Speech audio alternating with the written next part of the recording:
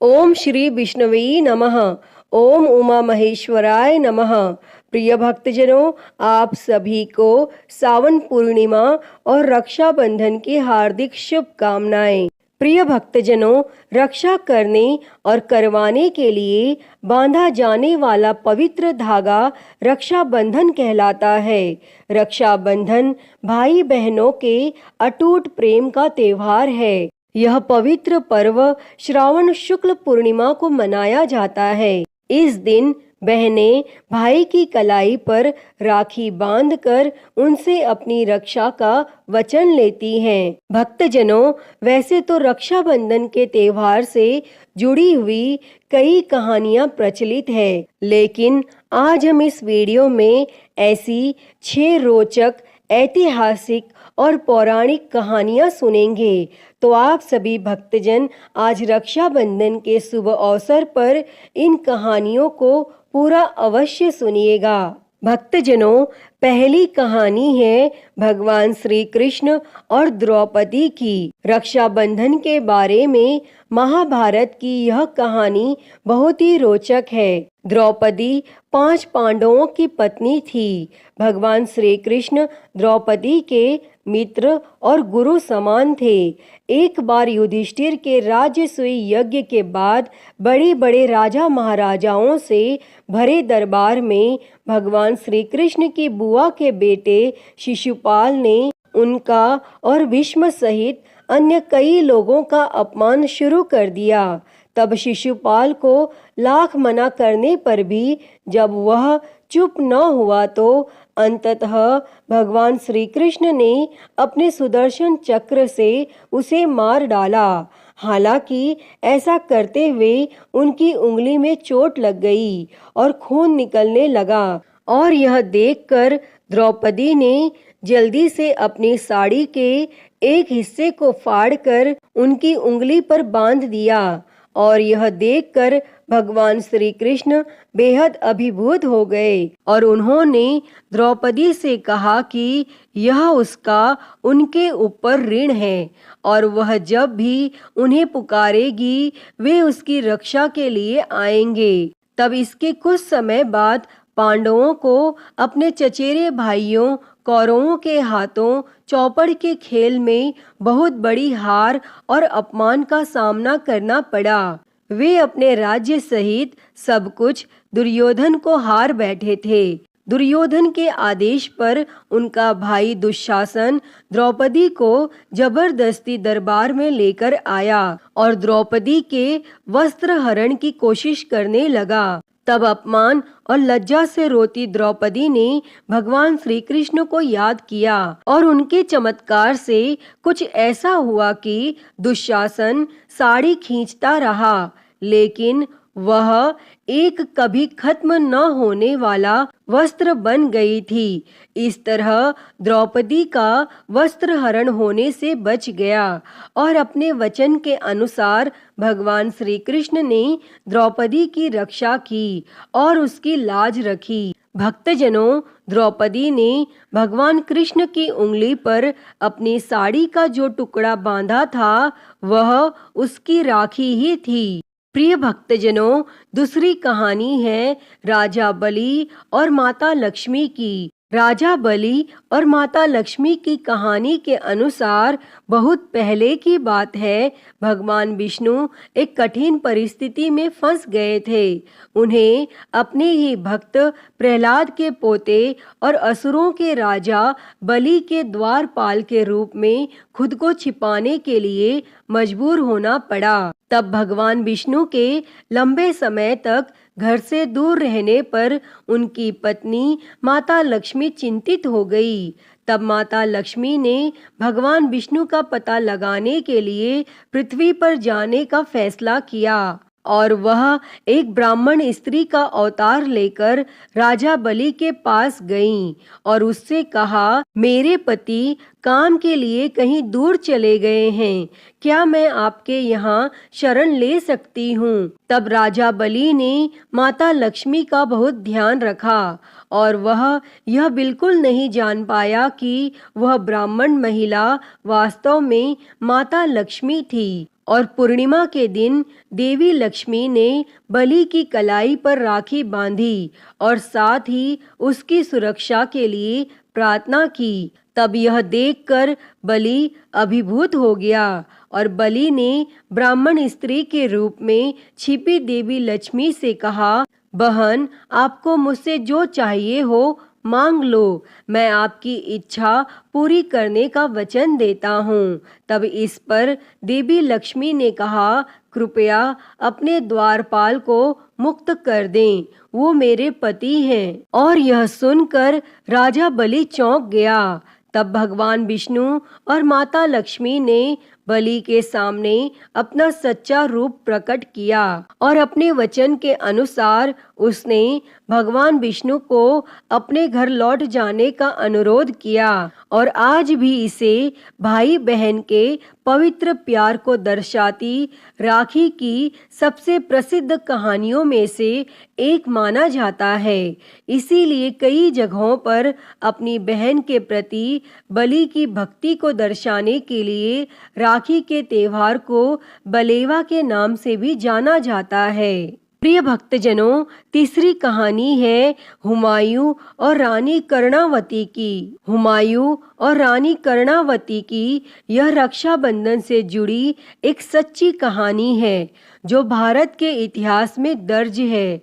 बात तब की है जब दिल्ली पर मुगलों का शासन था और उस समय राजस्थान के चित्तौड़ में राणा सांगा की विधवा रानी कर्णावती राज्य संभाल रही थीं। वैसे तो चित्तौड़ का राजा उनका पुत्र राणा विक्रमादित्य था, लेकिन संभालने के लिए उसकी आयु काफी कम थी। ऐसे में गुजरात के शासक बहादुर शाह ने चित्तौड़ पर आक्रमण कर दिया और चित्तौड़ राज्य युद्ध का सामना कर रहा था, लेकिन उसके बचने की बहुत कम उम्मीद थी। तब रानी कर्णावती जानती थी कि मुगल बहुत शक्तिशाली हैं और केवल उनकी मदद से ही बहादुर शाह को हराया जा सकता है। इसलिए आखिरी उम्मीद के रूप में उन्होंने मुगल बादशाह हुमायूं को एक राखी के साथ संदेश भेजा और हुमायूं उस समय किसी दूसरी लड़ाई में व्यस्त था और वह एक बहादुर योद्धा था और आम तौर पर किसी भी चीज के लिए अपनी सैन्य योजना नहीं बदलता था। हालांकि वह कर्णावती की राखी को मना नहीं कर सका। वैसे तो राखी हिंदुओं का पर्व है और हुमायूं मुस्लिम था, लेकिन उसने राखी का मान रखा और कर्णावती को बहन मानकर उसकी रक्षा करने का फैसला किया। तब अपनी राखी बहन के खातिर उसने अपने सैनिकों को दिशा बदलने के लिए कहा और तुरंत कर्णावती की मदद करने के लिए दौड़ पड़ा। लेकिन इसके बावजूद अफसोस की बात है कि हुमायूं के पहुंचने से पहले ही बहादुर शाह ने चित्तौड़ में प्रवेश कर लिया और इसके बाद अपने सम्मान की रक्षा के लिए रानी कर्णावती कई अन्य स्त्रियों के साथ जौहर में कूद गईं और हुमायूं अपनी बहन की रक्षा के लिए सब कुछ छोड़कर आया था, लेकिन अफसोस कि वह रानी को बचा नहीं सका। लेकिन बाद में उसने बहादुर शाह से युद्ध करके चित्तौड़ को कब्जे में लिया और कर्णावती के पुत्र को सौंप दिया। और आज यह कहानी रक्षाबंधन के इतिहास में एक स्थायी किंवदंती बन गई है। भाई और बहन के बीच का रिश्ता मजबूत और शुद्ध होता है, यहाँ तक कि अगर रिश्ता खून का नहीं है तो भी इस बंधन को बनाने और सील करने का एक सुंदर तरीका है राखी बांधने का रिवाज। हुमायूं और कर्णावती की कहानी इस बात का प्रमाण है। प्रिय भक्तजनों, चौथी कहानी है राजा पुरु और सिकंदर की पत्नी। भक्तजनों, बच्चों के लिए रक्षाबंधन की यह कहानी भारतीय इतिहास से जुड़ा एक लोकप्रिय किस्सा है। सिकंदर को दुनिया के सबसे महान विजेताओं में गिना जाता है। जब सिकंदर ने भारत पर आक्रमण किया तो उत्तर पश्चिम भारतीय राज्य आम्बी के शासक राजा पुरु, जिन्हें पोरस के नाम से भी जाना जाता है, उनके साथ उनका युद्ध होने वाला था। राजा पुरु बेहद ही वीर और कुशल योद्धा थे। तब सिकंदर की पत्नी रोकसाना अपने पति की रक्षा को लेकर बहुत चिंतित हो गई थी और अपने पति की जान बचाने की कोशिश में उसने राजा पुरु को राखी भेजी और अपने पति की रक्षा का वचन मांगा। तब युद्ध के मैदान में पोरस और सिकंदर आमने सामने थे। किंवदंती है कि राजा पुरु सिकंदर को मारने वाले थे, हालांकि उन्हें अपनी राखी बहन से किया वादा याद था।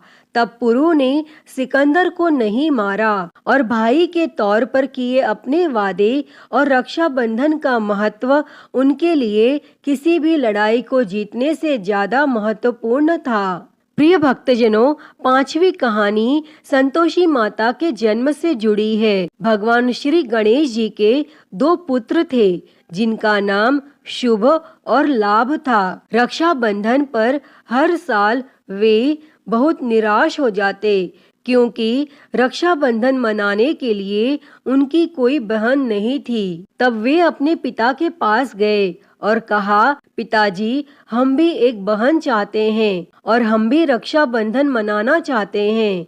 तब सौभाग्य से उसी समय वहां नारद मुनि भी प्रकट हुए और उन्होंने भगवान गणेश को पुत्री को जन्म देने के लिए मना लिया और उन्होंने कहा, एक बेटी होने के नाते वह आपके जीवन को समृद्ध बनाने के साथ साथ आपके बेटों के जीवन को भी और अधिक सुंदर बनाएगी। तब इसके बाद एक चमत्कार हुआ। गणेश जी की पत्नियां रिद्धि और सिद्धि में से दिव्य ज्वालाएं निकलने लगी और एक बेटी का जन्म हुआ और जिन्हें हम संतोषी माँ कहते हैं। शुभ और लाभ अब बेहद खुश हुए, क्योंकि वे अब अपनी नई बहन के साथ राखी मना सकते थे और यही कारण है कि कई जगहों पर संतोषी माँ की पूजा रक्षाबंधन समारोह का एक महत्वपूर्ण हिस्सा माना जाता है।